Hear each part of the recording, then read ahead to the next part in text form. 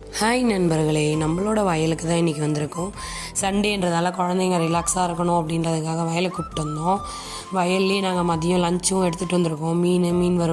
மீன் வறுவல் மட்டும் இங்கே செஞ்சுக்கலாம் அப்படின்ட்டு எல்லாம் ரெடி பண்ணிகிட்ருக்கோம்.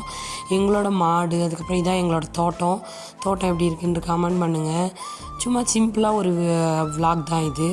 எங்கள் வீட்டுக்காருக்கு பைத்தங்காய் ரொம்ப பிடிக்கும், சுட்டு சாப்பிட்டா நல்லாயிருக்கும் அப்படின்ட்டு பக்கத்து கொல்லியிலேருந்து கொஞ்சமாக பைத்தங்காய் பறிச்சுட்டு வந்து போட்டு இந்த மாதிரி சுட்டு சாப்பிட்டுட்ருக்கோம். கொஞ்சமாக மீன் வறுத்து எல்லாம் சாப்பிட்லாம் அப்படின்ட்டு மீன் வறுக்க ரெடி பண்ணிகிட்ருக்காங்க.